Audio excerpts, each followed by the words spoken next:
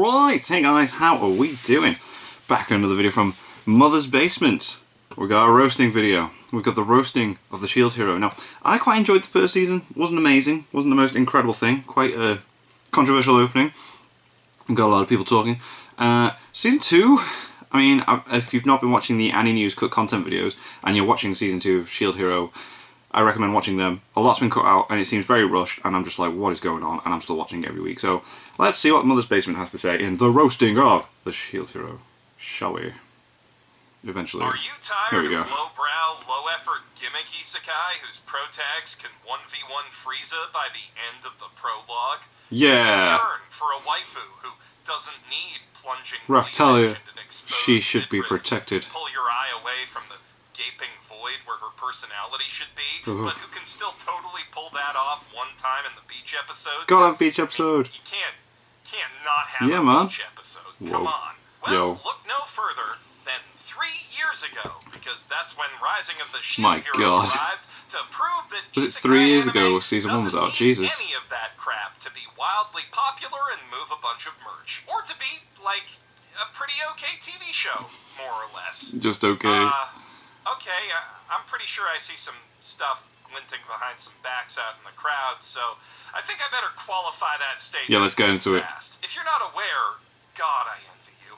Shield Hero is one of those anime that starts a lot of arguments. Some folks champion it as one of the premier examples of what isekai can be when it I wouldn't say it's like, base pandering, you know, like, while others deride it as a prime example of the worst kind of pandering the genre has to offer. You see, I wouldn't say it's either of those things. It's very mid is the term, isn't it? The worst anime of 2019, and having just watched it to make this video, the only conclusion I can reach on that is that both sides of that were just saying it to make the other one mad. Yeah. Because it's not that good. I mean, it is really not. The show's idea of organically setting up a solution to a future problem involves the protagonist randomly stumbling upon an empty box next to a clearly printed warning sign about how extremely dangerous the cursed seed it used to contain is in a random dungeon hallway that he just happens to have to go through to get to a cave full of magic crystals that a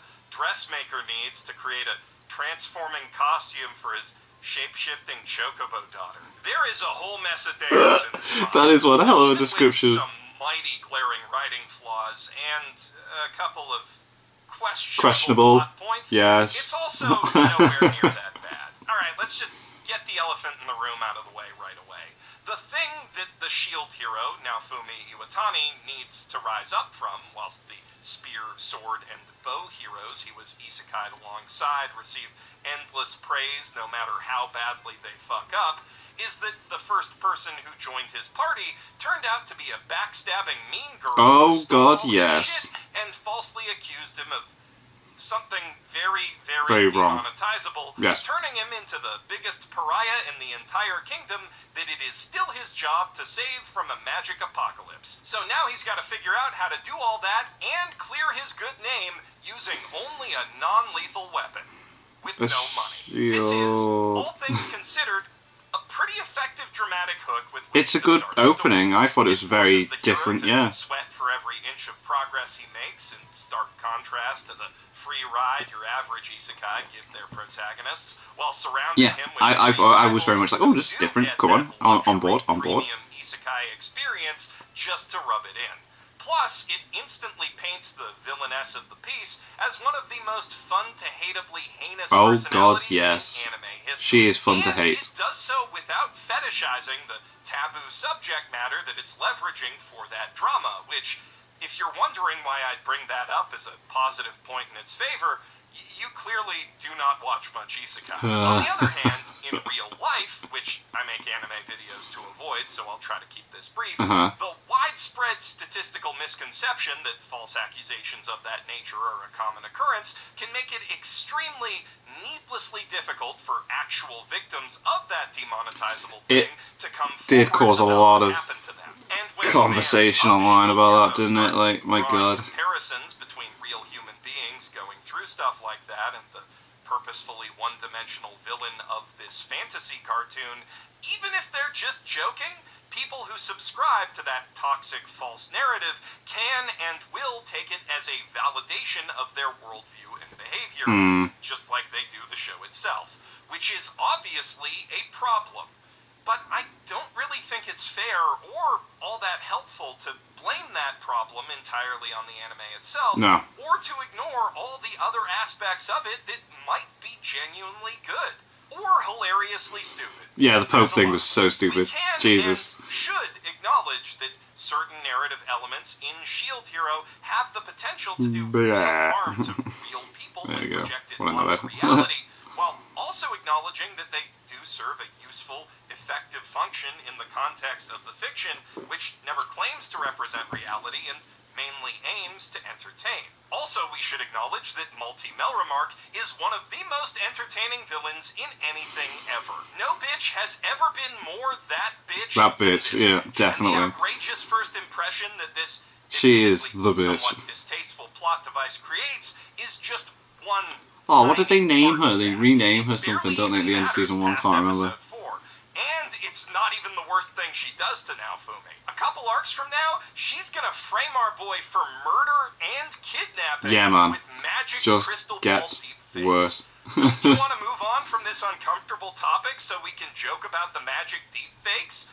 I sure do. Please. So, for the sake of this being a funny and lighthearted video about chocobo races, Regina George tormenting the peasantry, and trying to assassinate her crown princess Emoto, let's just agree to move past that one admittedly huge elephant and talk about all the other non-controversial parts of this Please. show. Okay? Yes. Okay. Obviously, Naofumi's in a pretty bad position by the end of that pilot episode. He was yes, already very much so. Jesus Christ. to his party even before he was branded as a criminal and lost all the cash he could have used to hire mercenaries, which is a pretty dire situation for a support money for mercenaries. even without an impending magical apocalypse to worry The about. waves. In order to solve that problem, he ultimately makes the tough decision to buy himself a low-priced child slave named Raftalia. A bit weird at first.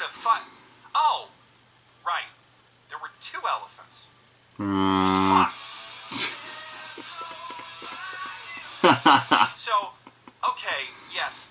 Technically speaking, one could say that the protagonist of this anime owns other sentient beings and participates in unconscionable atrocities.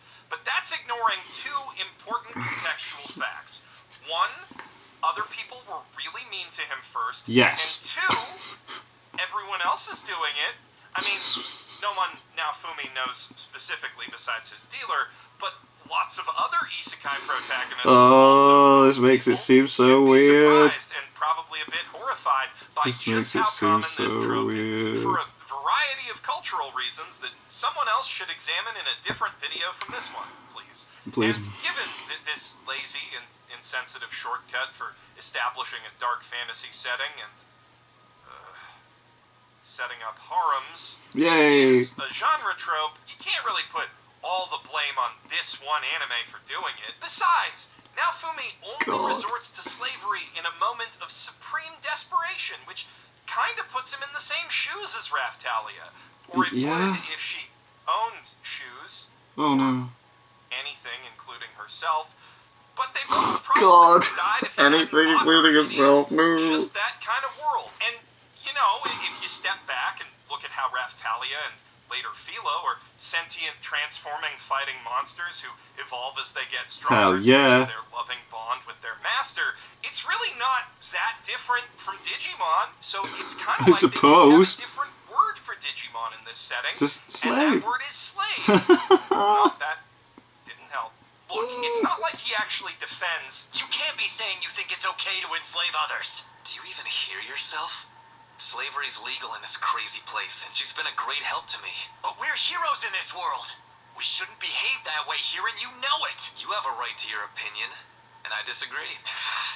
Okay, so he does literally make a verbal argument in defense of his participation in the existence of the slave trade. Oh my god. And he's willing to throw hands over it. But he also works to make the world better for downtrodden demi-humans in a lot of other ways. So, in the big picture, if you look at it in a certain light, Naofumi's really fighting against slavery. Just in a way that lets him keep owning and using and profiting from his slaves. Yeah. And also, every time his reputation improves, that directly helps the business of the one slave trader who's effectively his campaign donor. Oh, It's called incrementalism, people. Get with the program. Plus, you can't forget, Naofumi's a really nice guy. Yeah, he is. I mean, he barely treats them like slaves at all, except when he makes them work and takes all the money. They're more like his daughters, really. And, you know, the kids work on Bob's Burgers, so that's okay. That's The guy okay. feeds them, he clothes them, Yeah, he does. dotes on them like crazy, head pats and everything. Yeah, man, head pats for And he days. trains them to fight, giving them the strength they need to survive and thrive in the kind of harsh world that would enslave them to begin with. Yeah. They really have more of a found family dynamic going on than anything, built more on mutual respect than the threat of excruciating pain through a magic shock-colored titty tattoo if they ever disobey him. Though, admittedly, that is also part of it. That is part of it. But there's a lot of buts in this. chooses My to get her God. shock-collar titty tattoo put back on after that idiot spear hero emancipated her Yeah. like a jerk would do. How dare as a he. sign of her loyalty to Naofumi. Because, as she herself points out, he never abuses his power over her. He only ever used the slave crest on her for her own good. Yeah, like man. when she was hesitating in the face of mortal danger that he put her in without warning her. And also, this one time later, when his chocobo daughter is annoying him by hiding somewhere, he uses it to find her like a car alarm in a crowded parking lot. Yeah, okay, maybe Naofumi does a Oh, he teensy does a smooch little bit. on Oh, top God. of a smidge of slavery.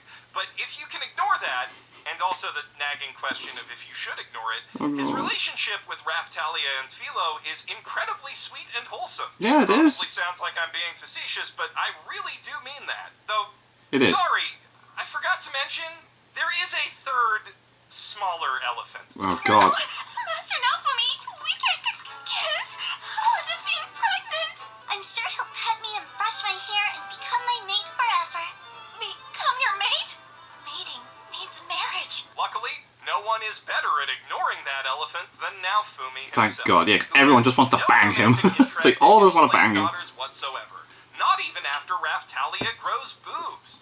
Though that is literally the first thing he notices about her when he finally realizes she's grown up, at least if you believe the cameraman. But later, when she asks him what he thinks of her sexy bikini in the beach episode, which is there because you gotta have a beach episode. Yeah, every You anime can't has to have one. not have a beach episode.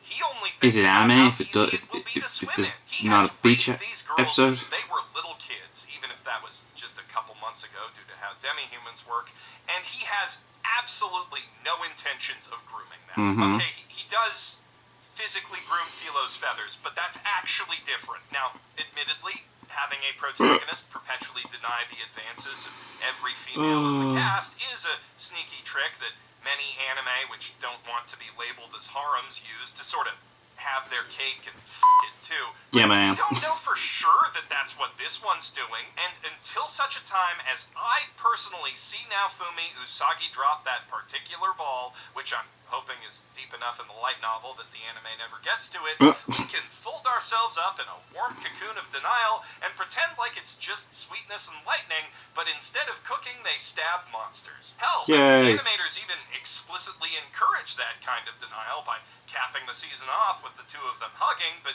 from a camera angle that kind of makes it look like a kiss, maybe. Does, so the yeah, nature of their ooh. relationship is ultimately left up to your personal interpretation. That's weird. Kind of like Inception. Or should I say, Incestion? Oh. No? No. No, I should No, not you have. shouldn't. No. I'm very sorry. Hey. I'm also sorry if I've given you the impression, with all this roasting, that I don't like these characters, because their dynamic really is the best part of the entire show.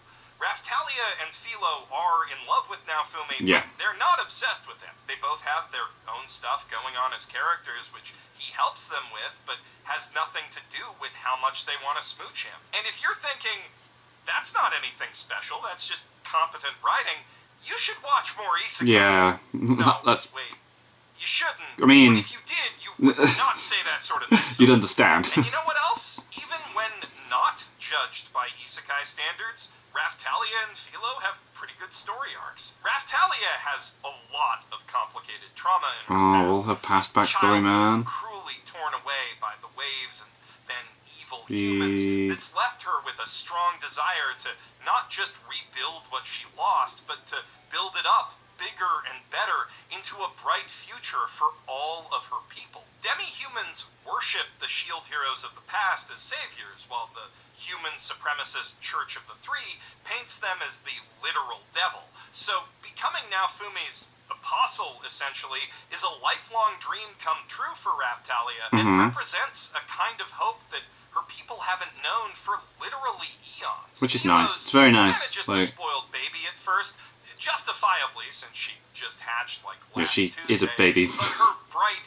naive outlook does create inroads where the cynical Naofumi is more liable to burn bridges, and the first person who joins their party, you know, of her own free will, is the nice little sister princess whom Philo is the first person who was forced into joining. Is Melty Melramar. Melty, that's her you might name. think would get confusing, but don't you worry. The show has a fix for that, which I'll tell you about later. Philo also happens to be a chosen one, the destined successor to the Chocobo Queen. The Chocobo. I love how he keeps calling them Chocobos, man. They're the birds from Final Fantasy, aren't they? Yeah. A real girl sometimes. But Jeff, they're called Philolials. I know. Now, the reason Philo gets to be the Chocobos is related to buffs that she receives from Naofumi raising her, but the trials she needs to overcome to ascend the throne are hers to face alone, which I quite enjoy because her character design animates beautifully, and she's the best part of pretty much any action scene she's in. Yeah, Also, they do a really good job of animating her fighting in both forms. She's granted turns into an Ahoge in her human form. Yay! Pro tip. If you're going to Google what Ahoge means, make sure you don't get it mixed up with Ahegao. Raftalia and Okay, Philo are strong, I'm not going to Google either just in case. Rough as the implications are, their feelings for Naofumi do make sense, at least to a brain on anime, because he's genuinely, no lie, a pretty stand-up guy, except for the one atrocity. He refuses to stand by when the weak are abused or neglected by the powerful. His priority with both Philo and Raftalia isn't just being nice to them so they'll be useful for him, but actually preparing them to be self-sufficient when the waves are over and he finally goes home. Yeah, that was what I was Unlike most isekai Raftalia was like, wait a minute, go home? he actually wants to do. Yeah. Naofumi has a healthy relationship. I thought that was quite different as well. It's like, wait, most isekai main characters are like, this is amazing, this is the best world ever. And he's like, I want to go back. He doesn't really want to be a hero. He does manage to represent a fairly admirable heroic ideal. Again, minus the thing. While the other three heroes are busy showboating and using their authority over the common man and competing for glory in battle, Naofumi focuses on protecting the weak and raising them up so they can eventually protect and provide for themselves and each other. He truly is a support hero, working on the ground level to support local Yeah, I suppose that's what S.H.I.E.L.D. is. He's basically, instead of blindly trusting he is the S.H.I.E.L.D. with authority and He power, defends. whom the show almost always paints as either incompetent fools or self-serving monsters. The one exception being the Queen, whose above-average ruling ability is stretched so thin she can't even keep her own useless husband on his leash. The show has a kinda collectivist outlook that heroes and leaders are only effective when they see themselves as servants of their people instead of trying to lord over them. And that's reflected in how most of the regular folk Naofumi meets on his journey are honest and friendly and generally pretty good at what they do. They pitch this anime to you as a grim-dark revenge fantasy, but that's maybe 10% of the experience at most. If you actually look at most of Naofumi's interactions with other people, it's really got more of a people are basically decent if you give them a chance. If you give them a go, yeah, you like get to know what the issue is, yeah. Heroes do not count as people. With heroes like these, who needs villains? When Naofumi first picks up the dusty old light novel that transports him to Raftalia's world, its prologue promises a story with 4 heroes of equal import and stature. Yeah, but they don't seem to have it at all. Part to play in the epic tale to come. They're just This dicks. is complete horseshit. Yeah. The only thing these guys are here to do is be wrong, so it seems more impressive when Naofumi is always wrong. That's hilarious. That's one way of describing it. Their job's to be wrong, so when everything is right, it's a big deal. Love it. For reasons that are actually fairly interesting when you dig into them. While each of the heroes was transported to this fantasy land From a different Tokyo, type of Japan, they all world. came from different Tokyos, Yeah. in 3 different parallel worlds, where this fantasy land is the setting of 3 different popular video games. Motoyasu, the spear hero, knows it as a World of Warcraft-esque MMO that he and his popular hot friends bonded through in high school and college. Fair enough. To Itsuki, the bow hero, it's an epic single-player RPG that he spent many a night escaping into. And for Ren, the sword hero, it's the futuristic full-dive VR MMO in which he honed and proved his elite skills as the deadliest. Which is interesting. It's blade that's master in a cool Pretty that much they've his whole character done is that. just one giant Kirito. subtitle. Yeah. Each hero's relationship with the strange new world around them is shaped, some might say skewed, by the medium that introduced them to it. Motoyasu was primarily invested in his version of the game as a social experience and mechanical challenge, so he's only really interested in having fun with his new adventurer friends and claiming the sort of easy adulation that He theme definitely park does want it MMOs easy hand when out he's there, like doesn't he, candy. God? Everyone who's not in his party is basically just an NPC to him, so he doesn't really put much thought in before, say, breaking the seal on an ancient cursed seed and trading it to some starving He farmers does cause a who are lot of flat. friggin' Ren problems wherever he found this goes. world through a VR experience that was basically indistinguishable from actually being there, is completely desensitized to all the magic and miracles around him, and even more incapable of seeing the world and its inhabitants as real than the spear hero. As such, his motivation hasn't really changed at all. He just wants to be the strongest guy, the king of the gamers, and he goes around seeking out the strongest possible Oh, the dragon enemies and thing, man. murdering them Oh. to accomplish that, without even considering that maybe the dragons he's slaying might have feelings. Perhaps feelings strong enough to create a curse that would resurrect them as vengeance-seeking zombies. He also hasn't fully clued into the fact that there are things in real worlds that VR MMOs don't simulate, like germs, and even when Oh, they yeah, he probably causes all won't that turn disease into for everyone, zombies, doesn't he? It's like, no. not a good idea to just leave corpses lying around. Itsuki, who Yeah. got attached to this world, and presumably even some characters from it in an immersive, single-player context, is a little more inclined to see it as a real place, but he's convinced himself that it's his special destiny to be the main character of that real place. He's gonna be a hero, nay, a revolutionary, and fix all of this society's problems, but he's still got that gamer mindset where the solution to every problem is kill the bad Just guy destroy and it. call it a day. So Kill it he with doesn't fire and then follow through on leave. any of the Yeah, don't help liberation anyone out attempts, and afterwards. generally ends up making things worse. for Naofumi's just constantly picking up the slack By after them, not man. having played a video game based on this world, Naofumi's at a sizable disadvantage when it comes to power gaming the system and min-maxing his build, but that also means he's not coming in with any flawed preconceptions about how stuff's supposed to work, and because he first found this world through the most immersive medium of all, The book. literature, he's fully ready to accept it as its own reality that exists independent of him in a way the others aren't, which leaves him as the odd man out to clean up after all their idiocy. This is legitimately interesting commentary on how different forms of media can shape our perceptions of the stories they tell. And it gives Shield Hero a lot of material to build some really strong character arcs out of once each hero recognizes and begins to learn from their failings.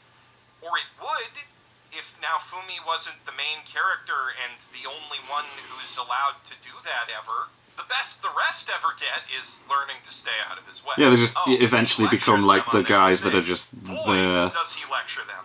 Brings their fuck-ups up every chance he gets. to Hell the yeah, point that remind it would them. seem petty if they ever actually listened.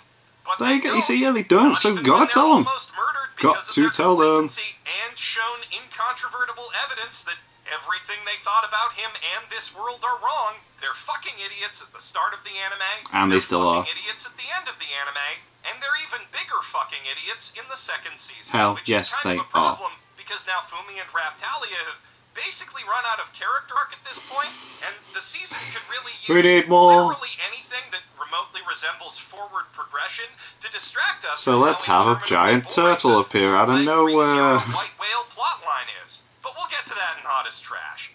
The way the show keeps adamantly refusing to surrender Naofumi's very special boy status and give its other so-called heroes an ounce of real growth is easily its most glaring narrative shortcoming, and probably the thing that will tear the Take that. entire story apart if they can't fix it. I can't even enjoy the Kirito slander, I'm so annoyed by it. Because with a bit of work, I think they could be really fun characters. There's a bit There's just of nothing to council them at scene all, where is they there? get It's into a nothing. heated argument about what the optimal character build strats in this world are that any gamer will find hilarious, and there could be way more endearing interactions like that between them if they weren't so darn busy being completely fucking useless and stupid and wrong. And if that weren't bad enough, Motoyasu's also something of a,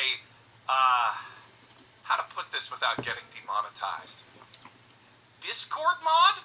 A girl as adorable as you shouldn't have to wield a sword. Allow me to protect you from now He's a on. creep. He is He's a creep. definitely, no question, the most shittest of the three heroes by a sizable margin. But at the end of the day, that's just the same margin you'd find between... To the point where sloppy there's a diarrhea spin-off and manga series, isn't there, which is Still, like the him trying to lesser make up for his turds do at mistakes and least starting have the again, presence of mind kind of thing, to I think? question Isn't there? Princess Multi's Isn't there? lies about Naofumi kidnapping her sister in the Magic Deepfake arc after they directly witness her trying to murder said sister and steal her claim to the throne under the pretext of saving her from brainwashing, which Naofumi predicted Multi would do and say, and then she responded, "Nuh-uh, no way, I would never do and say that," exactly 30 seconds before she started doing and it, saying yeah. it, and they were there She's- the whole time and saw all that happen. And they doesn't still make believe it them anyway. It's like, suspicious enough to, Jesus. intervene with the extremely obvious assassination attempt, but they do look into some stuff about the Church of the Three Heroes, with the help of some priests from the Church of the Three Heroes who immediately lead them into a trap involving a magic orbital laser. But they survive that trap and then arrive just in the nick of time when the To church fight has the Naofumi Pope. and Motoyasu trapped down in a giant pit and is about to kill them, allowing them to flank the Pope and negate the advantage of his OP super weapon through sheer number. Oh, no, never mind. They immediately jump down into the pit and put it back on Naofumi to save them all. Yes, because Still, he's the they main character. almost did something there. Part 3. Okay, maybe we still need some villains. Now, you might be wondering why the Church of the Three Heroes would attack its own Jesuses, Jizai, in addition to the so-called Shield Devil, and there are two reasons for that. The first is that the heroes are such obvious clowns that not even blind zealots who worship the ground they walk on can ignore it anymore, and the second is that Naofumi is so OP relative to the others that it's starting to contradict their scripture and causing people to question the church. So Which is all not the allowed. heroes have gotta go, You and dare Pope question our plans to religion. use a magic multi-weapon with all their weapon powers fueled by the faith of his followers. Oh yeah, this was to weird, wasn't it? bend Like, the waves they without used their life also, energy he's to gonna give him murder power. the entire royal family and take control of the kingdom. Of course he is. Comes as something of a shock to his co-conspirator, Multi, who thought that she was using him as part of her My plan God, to plot take twist, over, dun, dun, smarter, more capable dun. younger sister, the crown that would have been her birthright if only she wasn't a sadistic, self-obsessed, pathological liar If she who likes wasn't to such a hurt other bitch. people for fun. Or if she was just a little bit better at hiding it. But who really needs Yeah, stop someone admitting to all your daddy's things perfect afterwards. little angel who can do no wrong, and the tallest, handsome, popular boy around is too dumb to realize you're using him. Isekai animes are no stranger to pure evil villains, but the idea of injecting this particular Mean Girls model of pure evil into that setting is pure brilliance. Not only do we get to avoid doing the typical cliche Demon King thing again, but by intruding on the audience's escapist safe space with the kind of petty high school bullying they're probably here to avoid, Multi is able to draw insane heat from that audience with incredible ease. She can also do so much more damage in this setting than she would in her natural habitat, because here her popularity translates to real institutional power and enough social capital to quite possibly literally get away with murder. The only thing stopping her is that straight-up murder would be way too straightforward and effective of an evil plan. Let's talk about them Yeah, magic everything has to be After roundabout the second way. wave of calamity brings with it a Glass. mysterious kimono-clad beauty wielding dual war fans who beats the ever-loving tar out of all 3 cardinal heroes at the same time, and then Naofumi by himself, it becomes clear that they all need to get a whole lot stronger. Oh yeah, they However, do. Princess Multi and the king have barred Naofumi from upgrading his class at the church through a royal decree, so now his whole party is stuck at the level cap until they can leave the country. Yes, that is what passes for Machiavellian politics in this world. When they do finally go to leave, Princess Melty, the nice one, follows them out to beg Naofumi to try to make up with her father, but it's a trap.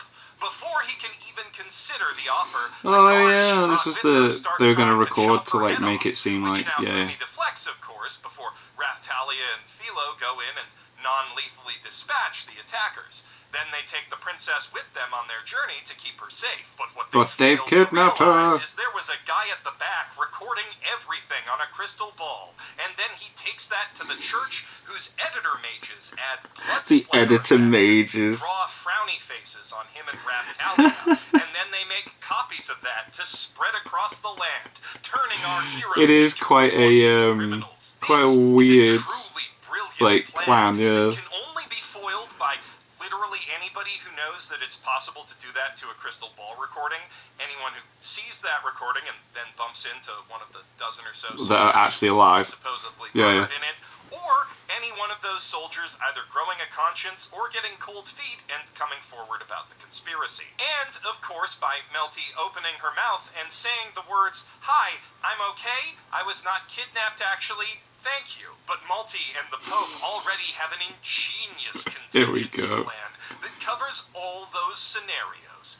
All they need to do is claim the shield hero has a special Mind brainwashing control. shield that makes people Yes. say and believe whatever he wants them to. That way, anyone who defends him is actually a victim of his evil, and Yes. if you listen to him and think They he's cannot making speak of free sense, will. actually, that just means he's getting to you. A truly galaxy brain scheme that could only ever be foiled by literally anyone asking a moderately intelligent question about how she knows that or if she can prove it.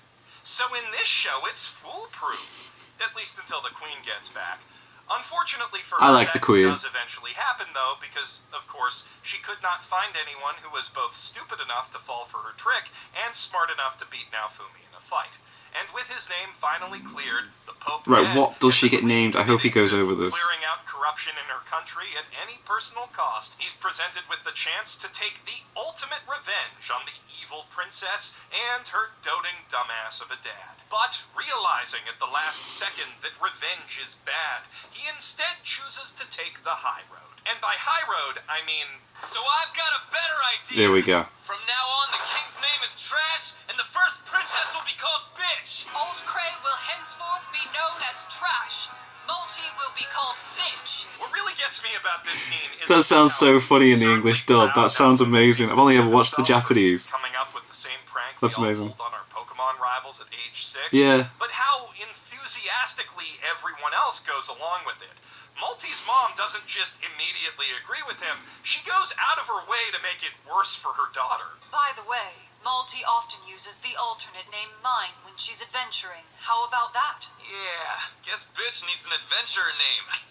How about Whore? And while you or I may find this speech to be a little on the cringy side, to the people of this world, it is so Yeah, inspiring let's and go. impressive that by the end of it, literally everyone in the entire Colosseum is not just ready, but eager to abandon the only religion they've ever known and start worshipping a guy they literally thought was the devil a few hours ago. All Whoa. because he has the kindness and grace to spare his enemy's life and then legally change her Their name names to a are- slur. Also, Aw. she's the Spear Hero's slave now because slave magic also works as a lie detector and due process hasn't been invented yet. Now, admittedly, a lot of that does kind of sound like something you'd read in the manifesto, as do a lot of the words that a certain kind of Shield Hero fan has written about this character on the internet since the show aired.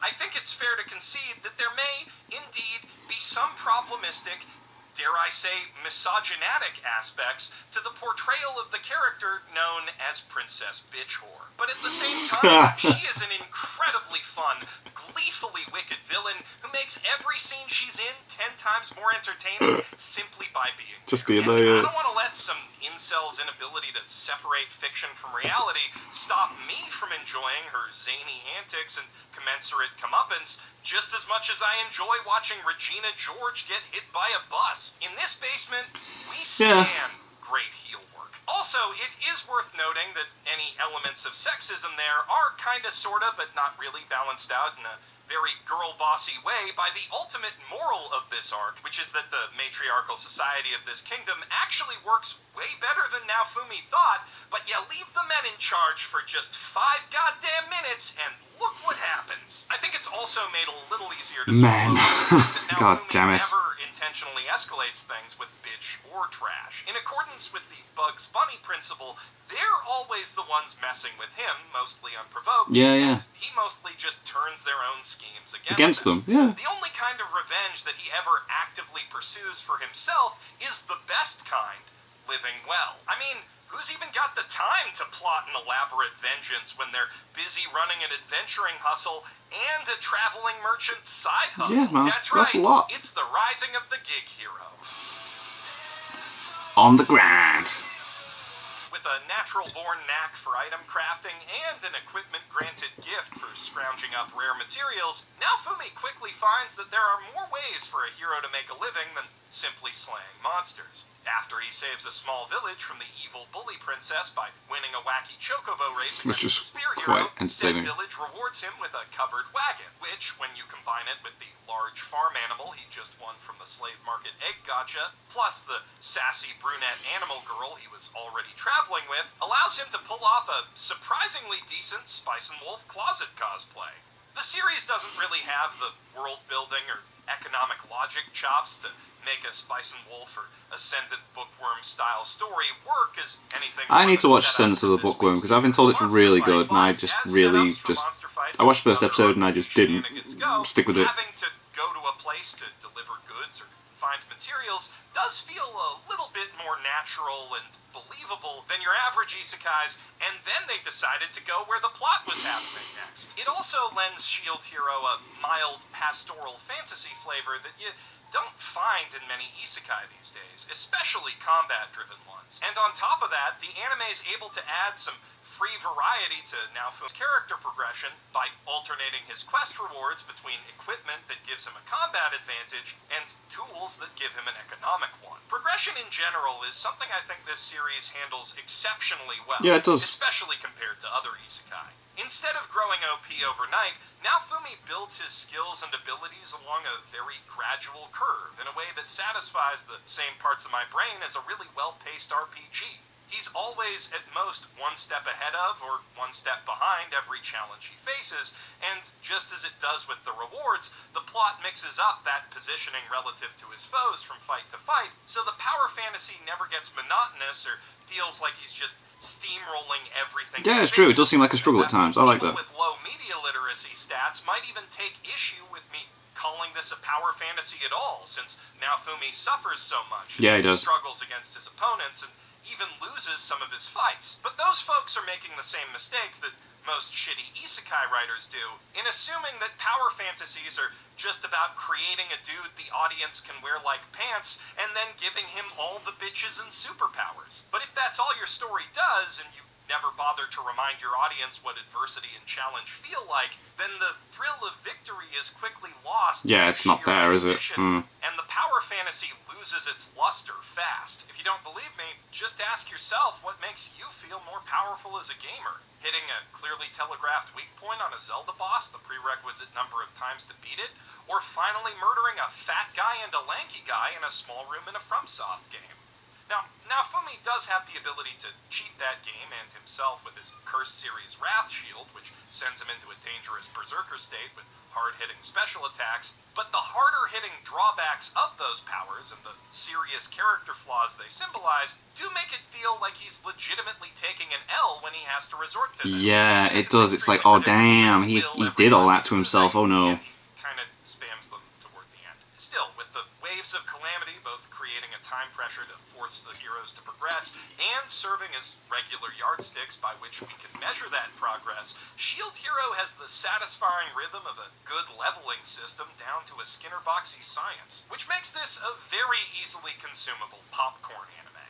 You're never going to find yourself dying to know what happens next, but at the end of most episodes, you will feel like, yeah, I could get one more level before I log off. By the way, the reason you stop feeling that the second you move on to the second season is they decided to skip an entire training arc from the light novel that introduced several important And they're just characters there. and new abilities, which, compounded with the delay between seasons, is basically like trying to pick up a JRPG save file where you left off 3 years ago, only to discover that you actually played it for 2 hours while completely blasted last New Year's Eve, and now you have a new party member you don't remember. That's really funny. I like What you're that. supposed to be doing. No matter how fun a game is, that's going to take you out of the flow. But that said, the fake game systems that govern this world do seem pretty darn fun. It feels like the author was trying to envision their ideal Final Fantasy. Medieval like the classics, but with action combat and fun modern diversions like chocobo racing, plus a crafting system that ties into a modified job system for transforming magic weapons that lets you transfer and combine skills between those weapons, and on top of that, you can combine skills and spells with your party members like double and triple text from Chrono Trigger. I would not want to be the game designer who has to actually implement and balance all that, but when you're just making a game system up for a story, all you need is to make it fun for your audience to think about. And between how Naofumi bends these systems to his advantage and the various equipment and skills that his party acquires along the way to each big encounter, there's just an insane amount of information underlying every action scene. Keeping track of it all is so engaging from the perspective of the viewer that you hardly even notice how pretty much every fight is just dudes yelling the same special attack names over and over again at a big monster until it dies, like a filler episode of Digimon. Turns out, when you got video game references and Kevin Penkin music on your side, you don't have to bother with stuff like fight choreography or strategy or having characters whose whole thing is their weapons actually use those weapons to hit things instead of firing off easy-to-animate magic effects. Shield Hero's action is bad, actually. Except sometimes... Yeah, the action isn't really... I'm sorry. I don't think there's any fight that I think of that I go, wow, that's amazing. It's everything else around it. That sure is a jam. Bam. Good shit, Kevin. Thank you. The most narratively significant battle in the entire first season is just the heroes and the anime pope, no relation, yelling at each other in and out of a big hole in the ground for 2 full episodes. Did it interrupted really? by occasional flashbacks to power of friendship moments and times Naofumi was right and everyone else was wrong. Aside from that, they just trade increasingly super attacks back and Let's forth fire lasers at each other. until the queen does a surprise attack that Ren and Itsuki should have done like half a fucking hour ago and makes an opening for Naofumi's superest super attack, which does have a cost, severely damaging A lot his of blood. body and leaving him with a huge stat debuff that goes away before the next big fight. The end. Naofumi does have to pull out around 2 semi-clever tricks per battle when dueling other heroes one-on-one, since they're usually on relatively even footing and can even deal with his berserker abilities sometimes. But those tricks are never quite clever enough to actually win him the day. Instead, every single one of those duels gets interrupted out of left field with some anticlimactic bullshit at the last second. Yeah, it's very true, isn't it? Yeah. Every single one. Yeah? The best animated and most fair fight in the entire show, by a wide margin, is between a giant chicken and a demon T-Rex, who both just kind of show up because the writers had no idea how else they were going to wrap up Raftalia's random, out-of-nowhere backstory dump. And for a show with 4 different Kiritos in it, that's pretty embarrassing. And it only gets sadder after the last-minute twist that there's actually way more Kiritos out there than we thought. Oh yeah, After the ongoing other world's issue where heroes. kept mixing up Princesses Lock? Melty and Multi finally gets resolved, there's still a whole arc's worth of episodes left in the show in which the squad goes to a chain of islands where a double EXP event is happening. Whoop, whoop. No, really, that's the canonical reason. Well, that and you gotta have a beach episode. You can't make an anime and then not put a beach episode. Of course. Like, come on. And they team up with a lady magician and this cool older scythe wielder. I like Lark, he's cool. Grind up their levels now that they're finally past the class upgrade cap. The pair seems oddly powerful for regular adventurers, and the mage uses strange incantations no one's ever heard before. When the next wave unexpectedly hits in the middle of the ocean, which they really should have seen coming if you think about it, we learn why. Turns out the guy with the scythe, whose name is Lark Berg Sickle, is also a legendary hero from another world. I mean, another other world. Which apparently... Yeah, man. I thought this was quite interesting. I thought it was cool that there's like all the other worlds with different heroes. Lark has been chosen to wield one of the 7 mythical vassal weapons of his world and hunt down the heroes of this one so that his own might be spared from the wave of Calamity's destruction. He doesn't relish in the task, though, and he's a man of honor who sees Naofumi as a friend and equal, so he challenges him to a fair and square, one-on-one duel that gets interrupted before they can finish it by some climactic bullshit for once. That being the return of the dark and mysterious Glass. kimono-clad war fan hero, Glass, who blew the other 3 heroes away in the last wave and very nearly beat Naofumi himself But now... before their duel was interrupted at the last second by some anticlimactic bullshit. She's a dangerous foe and far more ruthless than the scythe hero. So Naofumi draws her away from his friends to finally finish their duel. And then it gets interrupted at the last second by a barrel of anticlimactic bullshit getting dropped on her head by a clumsy moe thing. But you know what? Even as badly as that fight let me down, I gotta admit, that multiverse twist did get me hyped. Yeah, I like that. The concept of 2 generic isekai worlds going to war is something I've genuinely never seen before. Yeah, it is different. Yeah, this is the thing, Shield Hero has things happening that are different, but it's just... I was, for the first time, genuinely excited not executed to see perfectly. what this series would do with everything it had just set up. Fight the same fucking turtle for 5 fucking weeks straight wasn't the answer I expected, but we can get to that on the hottest trash of spring, coming up hopefully in a couple weeks, but no promises. I got a lot of unpacking left to do.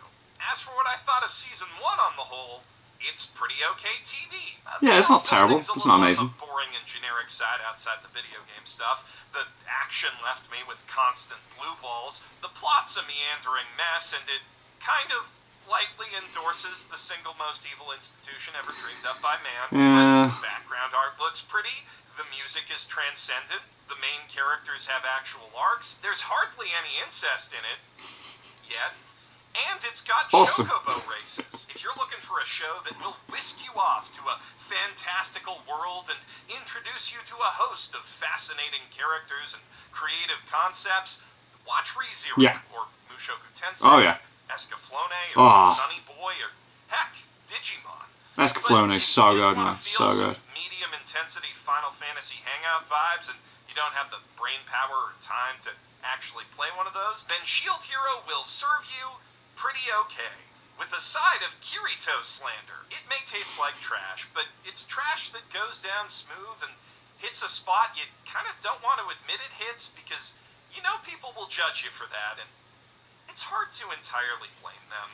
In other words, Rising of the Shield Hero is the Bud Light of anime.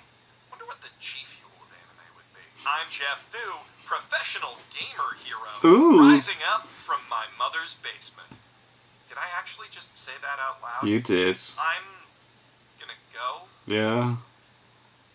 That was funny. That was interesting. The way he was describing certain things that happened with it was just like, oh no, he's right. Oh, it's cringe. Oh god, they really are doing this. Oh, but I thought that was very funny. That was very funny. Glad I checked that out. And it's just disappointing that Season 2 is the way it is. I'm hoping after episode 7, which is so weird to say, I think it's going to start doing something better. And again, if you want to see what's actually been missing, Annie News has got some really good content videos for Season 2 out at the moment. But yeah, thank you to my patrons. If you want to have your name at the end of every video upload, links in the description to the Patreon page. $1 a month is all I ask to help support the channel. It's greatly appreciated. Thank you guys very much for that. And thank you all for watching. What do you guys think of that? What do you guys think of this? Click the like, subscribe if you haven't already. Leave comments down below. Let me know what I should watch discuss in future videos. And I'll see you guys next time.